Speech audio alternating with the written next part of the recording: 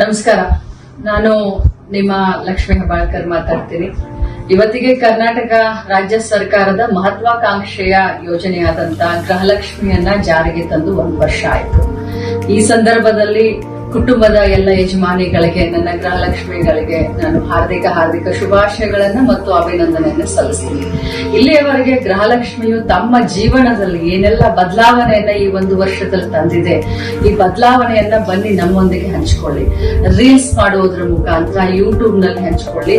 ಯಾರು ಜಾಸ್ತಿ ರೀಲ್ಸ್ ಓಡುತ್ತೆ, ವ್ಯೂಸ್ ಸಿಕ್ಕುತ್ತೋ ಅಂತ ಕುಟುಂಬಕ್ಕೆ, ಅಂತ ಯಜಮಾನಿಗೆ, ಅಂತ ಗೃಹಲಕ್ಷ್ಮಿಗೆ ನಿಮ್ಮ ಲಕ್ಷ್ಮೀ ಹೆಬ್ಬಾಳ್ಕರ್ ಕಡೆಯಿಂದ ಒಂದು ಬಹುಮಾನ 1 ತಿಂಗಳು ಅಂದ್ರೆ ಸೆಪ್ಟೆಂಬರ್ 30ನೇ ತಾರೀಕಿನವರೆಗೂ ನಿಮ್ಮ ರೀಲ್ಸ್ ಗಳನ್ನ ಯೂಟ್ಯೂಬ್ ಗಳಲ್ಲಿ, ಫೇಸ್ಬುಕ್ ನಲ್ಲಿ ಅಥವಾ ಇನ್ಸ್ಟಾಗ್ರಾಮ್ ನಲ್ಲಿ ಹಂಚಿಕೊಳ್ಳಿ.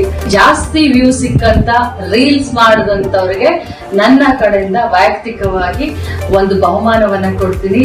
ಹರಿಯಪ್ ಮೊದಲ 50 ಜನರ ದಾರಿಯನ್ನ ನಾನು ಕಾಯ್ತಾ ಇರ್ತೀನಿ. ಖಂಡಿತವಾಗ್ಲೂ ತಾವೆಲ್ಲರೂ ಈ ಒಂದು ರೀಲ್ಸ್ ಮಾಡೋದ್ರ ಮುಖಾಂತರ ಈ ಒಂದು ಗೃಹಲಕ್ಷ್ಮಿ ಯೋಜನೆಯಿಂದ ತಮ್ಮ ಜೀವನದಲ್ಲಿ ಆದಂತ ಬದಲಾವಣೆಯನ್ನ ನಮ್ಮೆಲ್ಲ ಕರ್ನಾಟಕ ರಾಜ್ಯದ ಜನರ ಜೊತೆ ಹಂಚಿಕೊಳ್ಳಿ. ತಮ್ಮೆಲ್ಲರಿಗೂ ಶುಭಾಶಯಗಳು.